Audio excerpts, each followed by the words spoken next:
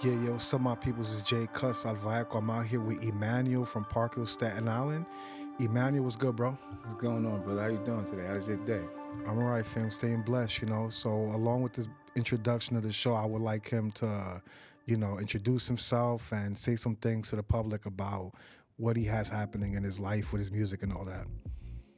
Yeah.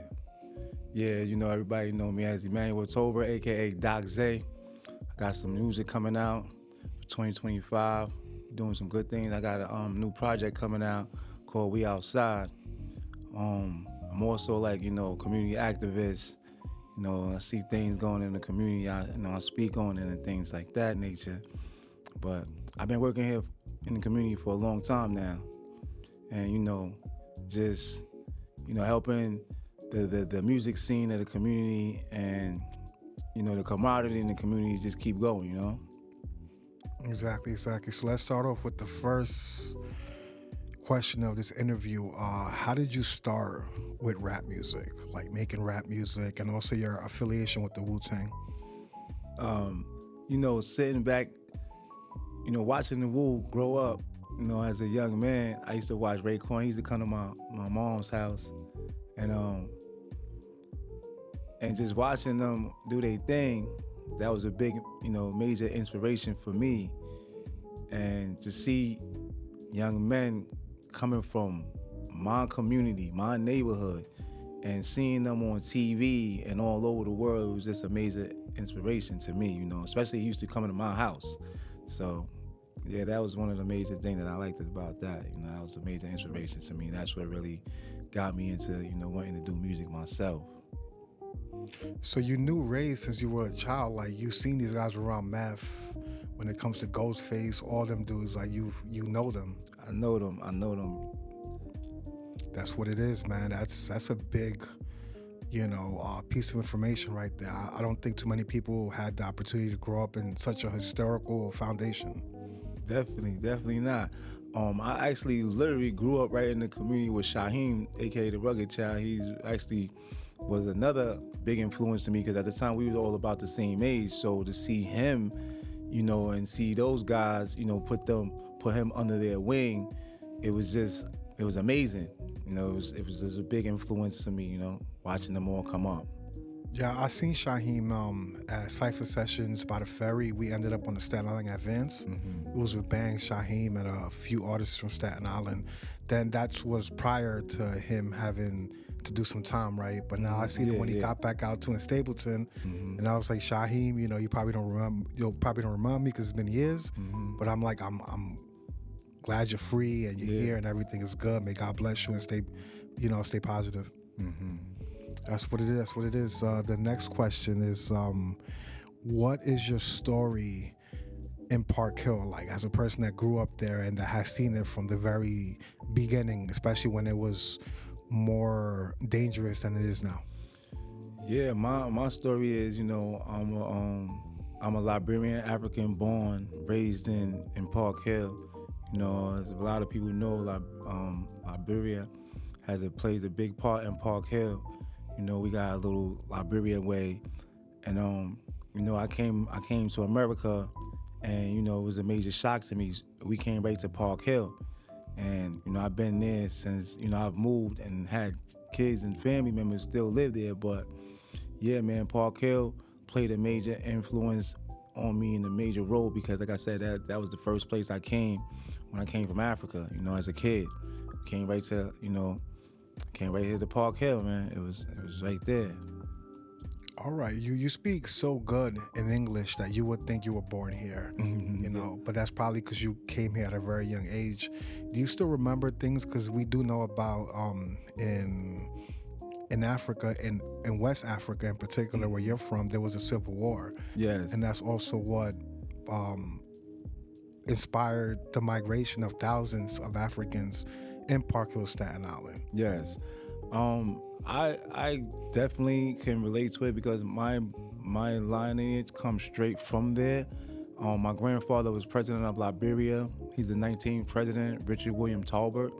That's my grandfather. And during the Civil War, it was a coup that was played on him, and that's how we found our way here in Staten Island because they was trying to get rid of pretty much all of us with the Tolbert name. So my mother had to like pretty much, sneak me out the country and get me to the Americas and stuff like that.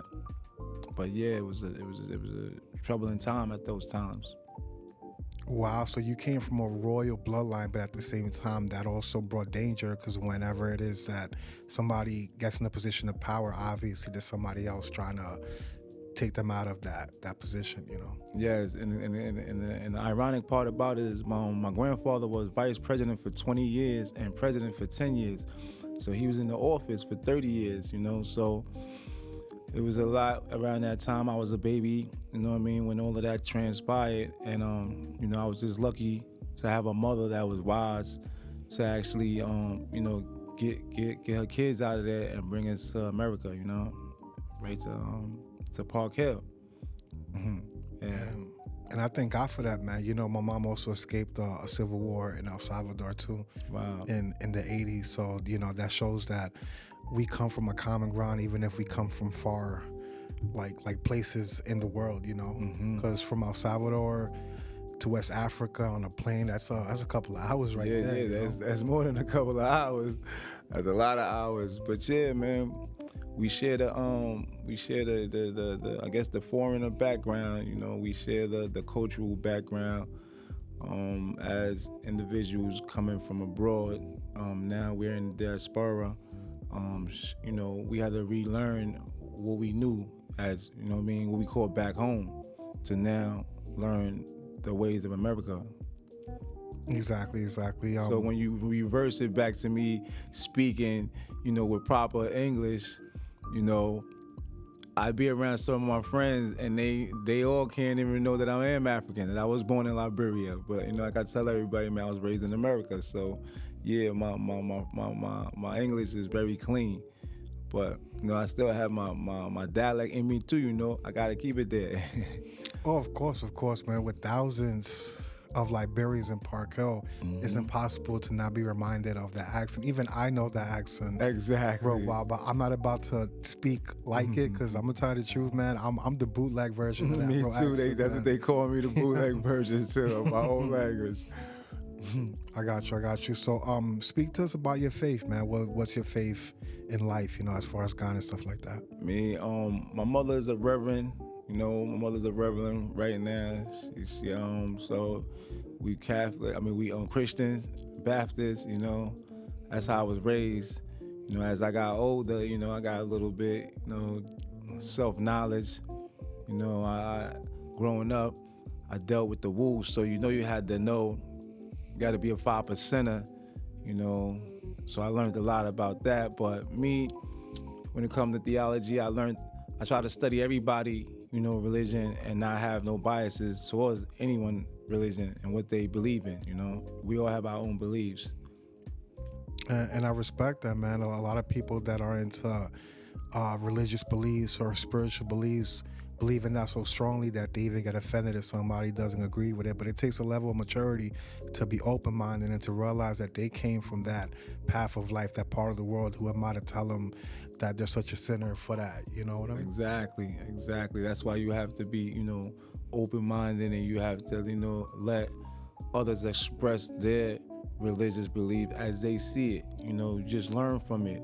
Take what you can take from it, and what you don't want to take from it, you don't, you don't take from it.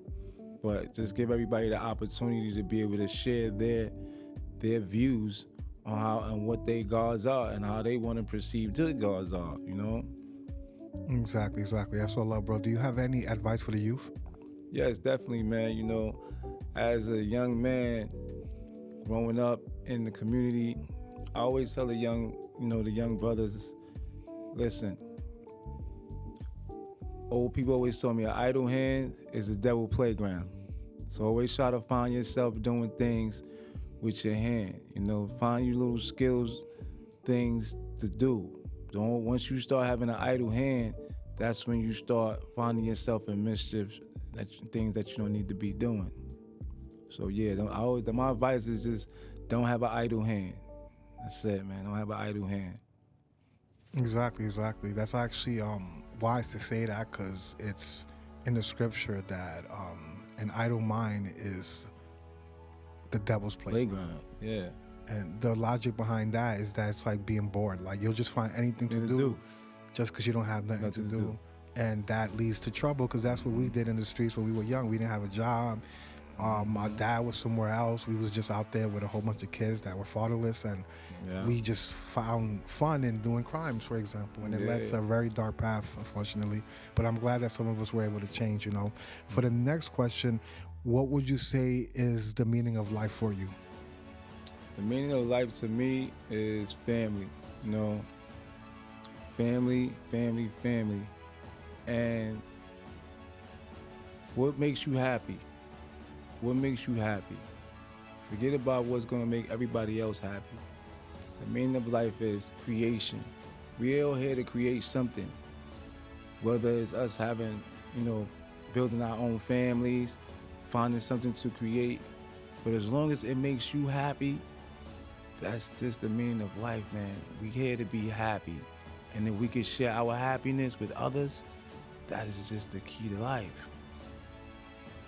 I got you. That's deep, bro. That's deep because if more of us were happy, I think this world wouldn't be as violent or dangerous. You know, a lot of these civil wars in our country wouldn't even have started. They started because people were angry. People are unhappy. And, you know, they were just focusing on that. Whatever you feed will grow, right? Exactly. If you get it, I've also learned in these last couple of months and couple of years is that do not allow someone 5 minutes of anger to ruin 24 hours out of your day. Remember, you have 24 hours and that person only made you mad for 5 minutes or even 2 minutes. So allow them sometimes 10 minutes, but remember, you still got 24, 23 hours and 50-something minutes left to not be mad at that person. You know what I mean? To keep your happiness, and that way you don't carry that throughout the day with you.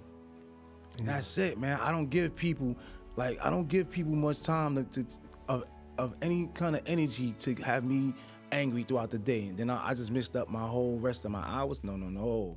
You get 5 minutes, I add another 5 minutes to it, and that's it. 10 minutes of anger, and then I'm back to my smiling self. What's up? For real. I got you. And I respect that, man. Especially people like me have to hear that because I've allowed injustice to make me angry for longer than what I was supposed to. You know, and if I would have heard that at that time, maybe I would have seen things in a different way and not spend that, let's say 20 hours of my day, you know, on something that I shouldn't, you know. On another note, right, what can we expect from your music, you know, in the future or right now, this new year, stuff like that?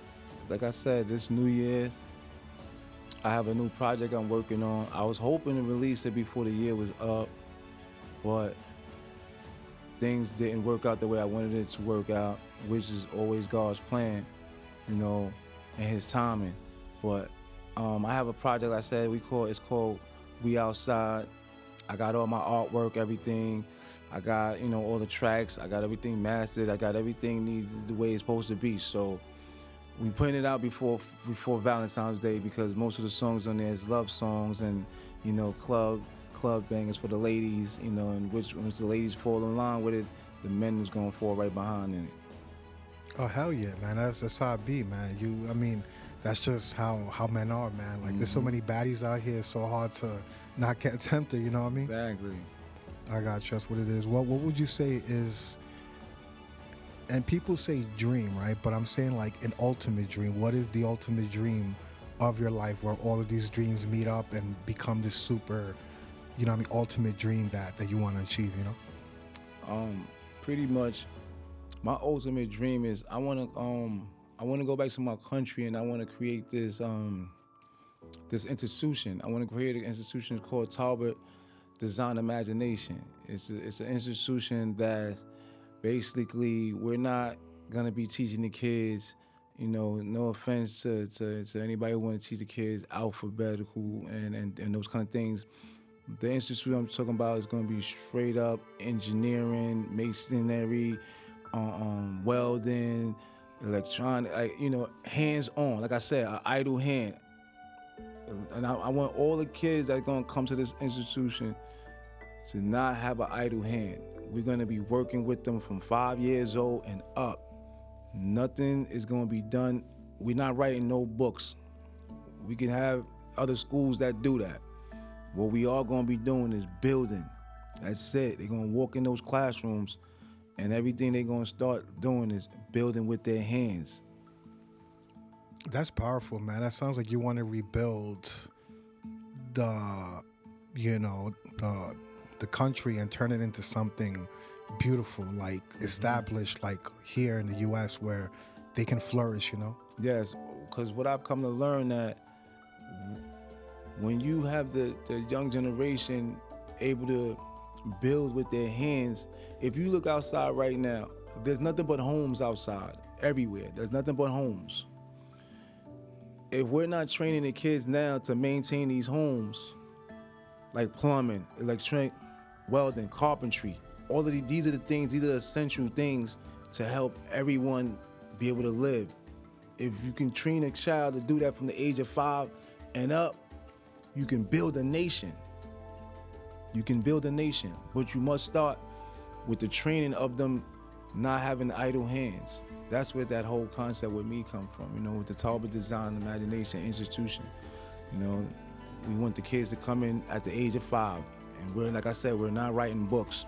We're gonna be building things, creators. I got you, and that's what we need in our countries, especially, after a history of, lack of stability and civil war and poverty. The reasons why a lot of people migrate here, and then when these Americans say, oh, why are they coming here? It's like they got to put themselves in their shoes. If you came from a place like that, you would also want to go somewhere where you can avoid all these hardships of life and just succeed, without having to go through complications like that. Exactly. Like they tell you, there's a saying that says, if you could teach a man how to fish, you would never have to feed him. See what I'm saying? So if you could teach a kid how to build a house starting from the age of 5, if you teach a kid how to build systems, plumbing, you name it, carpentry, masonry, if you could teach a kid at the age of 5, what do you think he's gonna be doing when he hits 20? He's gonna be building skyscrapers because he's been taught that already. He's been taught that already. We didn't waste time and say, all right, we're gonna do ABC 1, 2, 3. No offense to nobody who's doing that. But the school, that's the institution that I'm thinking of, I want these kids to come in and we're gonna have two teachers that are teaching them to build and design, architect, masonry, plumbing, you name it, electricity, everything, digital, everything. I got you. And at the same time, and I think that, I know that will serve your country in a way that, will just be of a blessing through their kids and the kids of their kids, and it'll just go down the line, until the end of time practically, because it's something that's sustainable, that's what we need, That's the word. You said it, sustainable. Because now you will be able to sustain yourself. You will be able to now say, I don't have to go and ask this man to give me anything. I was already taught how to do it. And now we just got to do it. And that's it. That's the difference between, the third world countries and the modern countries. It's just the knowledge, access to knowledge, access to the resource. That's what it is. And I want to bring the knowledge of building and engineering. Those are the things I want to bring to the young youth, because that's going to build the future. They're going to build the future. We can't do it with the ABCs and 1, 2, 3. We tried it already. I know friends who have, major degrees, but no one never taught them anything with their hands. They have idle hands. No one never taught them that they could pick up a nail. No one never taught them that they could pick up, a paintbrush and actually do things like that. Those are the things that we lack right now in the brown and black communities, builders, creators. Yeah, exactly. Throughout my older age, I've gotten into mechanic. I've been more inspired to work with my hands in comparison to my youth when I just wanted to write rhymes and stuff. And then when I got older, I started realizing, yeah, writing rhymes and books is good, but doing things is actually, for me in particular, is just more, you know, More fulfilling. it's more long lasting in a certain way, because if I build a house for my family in my hands, that can go from my generation to their generation to their, but writing songs is cool, but I'm saying, what are you really doing if you're not putting action in the community? I could write songs and books all day, but our people need resources. They need help. They need structures. They need law and order. All these things that are outside of music now. So the music is a vehicle for the message, but the actions is a vehicle to build a future, right? That's sustainable, of course. And speaking about like the third world and stuff, I wanted to also speak about the fact that how do you feel about the political stance in the U.S. about deportations, what's happening in this country, especially as somebody who migrated here? I was born here, but I feel like I migrated here too because my parents just came here from, that world, and just had me. So, all I knew was Spanish and this and that. They didn't even speak to me a lot in English, Like you said, my stance on that, I'm a immigrant that migrated here myself. My stance on that is that we all are immigrants. For some way, somehow, the universe never meant for us to be stuck in one place. That's how I look at it. The Most High never meant for us all to be stuck in one place. We were meant to travel this earth, walk all over this earth, travel it, go see what this culture is doing. Go see what that culture is doing. I feel like it should be an open borders throughout the whole world. Feel me? And when I mean open borders, I look at it in the aspect of, if you're coming here to learn from our culture, you're welcome to come in. I'm not trying to charge you nothing. I'm not trying to, long as you're coming here to learn, and you can show me that you're coming here to learn, because that's how it was back in the days. People went to different places to go and learn. The Romans, the Greeks, the Egyptians, they all went to Timbuktu. They all went to these other places to learn. Because why? The world was open before we started putting boundaries and gates and closing it off. This is why we have the division with the world now, because we're not allowed to go and say, let me go visit my brothers and sisters in Venezuela. Let me go visit my brothers and sisters in Palestine. Let me go visit my brothers and sisters in Israel. Let me go visit my brothers and sisters even in Kentucky. Let me go visit my brothers and sisters in Kenya. Let me go visit my brothers and sisters in Egypt. I look at it, we're all part of the human race, and we all should be able to have the experience to be able to go and visit these great wonders of the world. I don't feel like it should be a boundary. I don't care about this deportation things and putting gates on the world. The world is for all. The world is for all. I like that, man. The concept of borders is man-made. In the eyes of God, the earth belongs to him, but man thinks that the earth belongs to them. That's why they're also moving that way. Also, humans are humans. And, and even in Bible times, the prophets and the chosen ones of God would go from place to place. At that time, it wasn't a border type of country like you see now, but it was still another part of that continent, whether they went to Egypt, whether they went to, Ethiopia and Israel, around like the Palestinian area. Those were all places in the Bible where these people traveled, and they didn't have that all back then. Oh, this is my side of town. You can't come here. Like, what do you mean? Like, everybody went to learn. It was a learning. It was a period of time of information. That's where we're back in now. We're back in the time of information. Back in that era where those people were able to go to these different institutions and learn, go to Egypt, go and learn about the pharaohs, go and learn about hieroglyphics. That was that era. We're now back into that era where information is where we all need to just be free to get the information. Yeah, we say the internet make us free where we can get the information, but I want to deal with that human experience of being able to go and visit Taiwan, China, and get that learning experience of just a different culture, you know? Exactly. The only thing that stops me, I would say, is some of the crazy laws in these countries. Like, you can't talk about the government over there, man. Those people will rat you out real quick, man. But Stuff like that. You got to be careful. But that's why we're not going to be there about talking about the government. We're going to go learn about the culture, learn about the food, learn about the music, you know, learn about their way of living, and that's it. I got you. Yeah.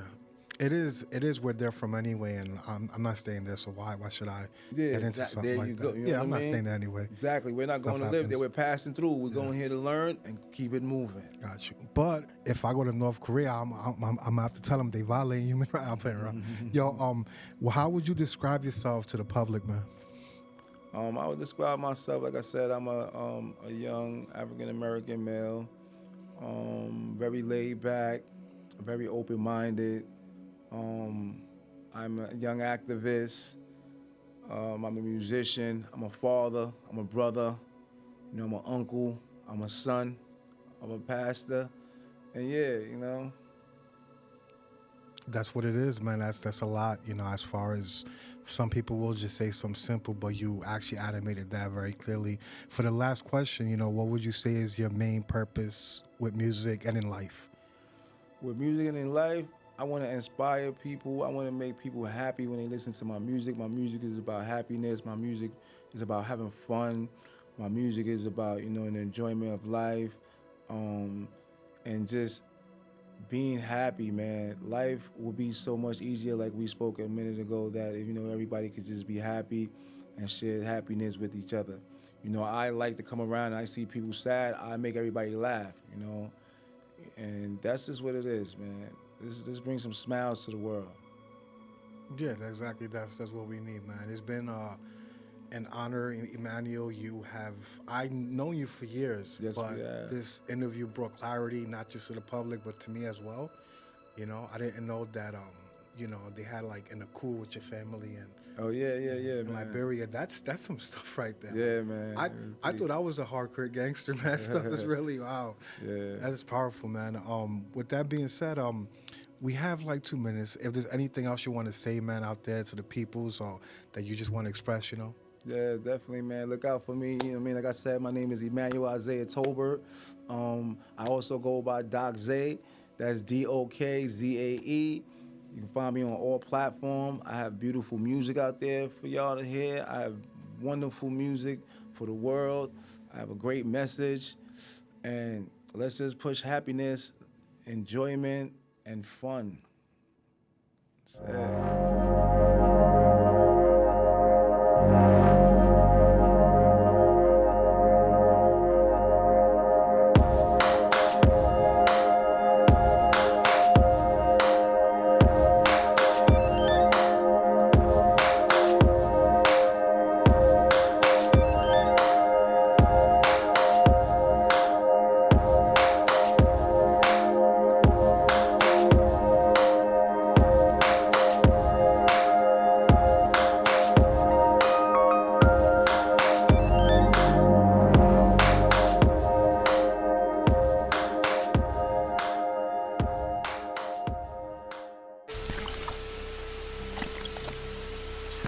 My grandfather, when that happened, it was real crucial at that time, man. It was like they had to get us up out of there. It was crazy, but you know, a lot of my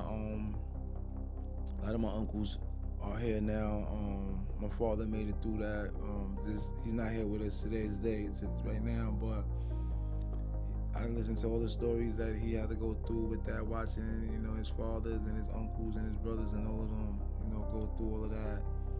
It was a tough time. My mother, she tells me all about the stories and everything like that, you know. And those are stories that keeps me strong and keeps me going, you know. To keep the name going, the Tolbert legacy going, you know. It's just not me. Like I tell a lot of people, like, real patriots never drop their flag, you know. Real patriots never drop their flags. Gotcha. It was for the best, man, for y'all to leave about it there, because from the documentaries that I seen with the Warlords, there was a warlord that they call him like he was like a naked dude, Butt nigga. Butt naked. Mr. Butt nigga. Yeah, and he used to fight like without naked. clothes on. Butt naked. But I think he did that to fuck with people's heads. What the hell was going on? Plus here? also, you know, they deal with, but we deal with voodoo and all that stuff too. So.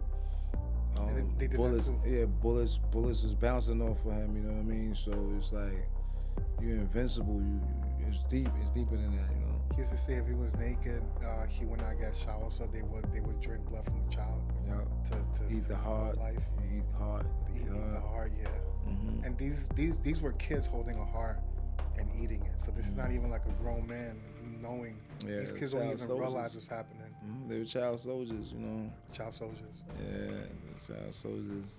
And you know, during those times, it's like everybody was just surviving. You know, it was just survival of the fittest. You know, and people were fighting to maintain their, you know, their homes, you know, the culture, and it was just a time. It was just a terrible time, man. But, you know, everything's good now, man. The country's bouncing back. Everybody's, you know, looking up. Everybody's, you know, loving each other again. You know, that's it, man. That's what my country's about, man. Liberty and life, man. Freedom and liberty. Gotcha. I even heard it was the first country to be created by an American. There was two, or I don't know who the exact story. There was two or one Americans that went over there. Nah, yeah. And that's what the flag is, kind of like red, white, and blue. Yeah, red, white, and blue with one star, and pretty much that was the land America bought for all the free slaves. When you really get down to it, that's what it was. Yeah, America bought that land for all the free slaves, and my ancestors, I went ahead. My great grandfathers and them, they all went back there on the boat. You know what I mean? Also, they're the ones who went back there and established a country in Liberia. Then they tried to coup them. Yeah. Ooh. Yeah. That's that's big. That's more than what I thought. Yeah, it was crazy because, you know, there was a lot of families that went. You know what I mean? That went there. Like if you go to my country, there's certain places that is called, you know, Johnsonville. Like you got the capital, Monrovia. You have the man Monrovia. He's from America. You know what I'm saying? Everybody that's pretty much went back there to colonize the area that they was from here. And like I know, I was able to trace it. Like my last name Tolbert is actually a French name. It's a French name that, you know, was passed down to my ancestors. That was the ones who went back to Liberia. Yeah, in the 1800s, they took a ship. They didn't fly then. They took the boat and went back to Africa.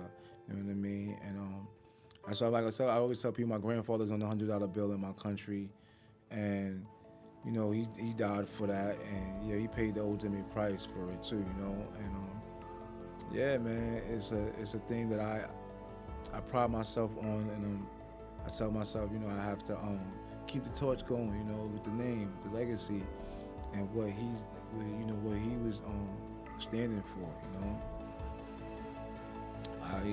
I had family members that told me stories that, you know, he had the opportunity to leave, you know what I mean? Like when they told him, you know, Mr. Tolbert, you could leave, and he was like, nah, real patriots never drop their flag type shit. And he didn't drop the flag, you know, he sat right there in his office, and that's where they killed him. You know what I mean? It's pretty much in the White House type, you know what I mean? So I'm one of those, I have the relentless spirit of that he carried, that a child that feeds itself won't never need nothing from nobody else. And that was one of the reasons why, you know, they played the coup on him, because, you know, he started to get wiser and say, hold on, why import rice when we can grow our own rice? It's a tropical place, yeah. You know what I mean? We can grow our own rice. Why import it in when we can grow it? And that right there caused a friction against other nations that, you know, was importing rice and importing other things that we were going to be self-sustainable to do on our own, and they was like, no. Yeah, because of greed, yeah. It is more convenient, I would say. Like, doing trade with the world acceptable. You need it at some point, but I would say being self-sustainable is a plus. Yeah, until you know what I mean. It's also it's great to do this. It's great to do trade, but what are we trading? I don't want things that I already have. Let's trade the things that I could use that I don't have. You know what I mean? I don't need rice, so why are you gonna force me to trade you with rice? You know what I mean? You want to give me rice when I can grow it. How about you give me 1,000 tanks? I'm gonna need it for my security forces, and I'll donate 10 tons of rice to you to feed your security forces. See the difference? See the trade connection? It works better that way. But if you're trading me rice and I could already grow it, I'm just getting more rice for what? What I have I have a weak military or a weak army that I don't have no military tools for. You know what I'm saying? And I now gotta continue to buy military services from you when we could trade. But most countries don't see it like that. They take the upper hand if they have the upper hand, you know? And that's how some of these other countries were unable to build themselves up, you know? Because once you start seeing that you have certain resources in your country, you then start to say, you know what? How about I control this part of my resources and I'll trade you this part of my resources for those part of your resources. That's why I said the doors and the borders should be open and only for educational purposes. Yeah, if somebody's trying to come in your house to mess things up, that's different. But I think people should be free to travel, you know. To travel, to come for educational purposes.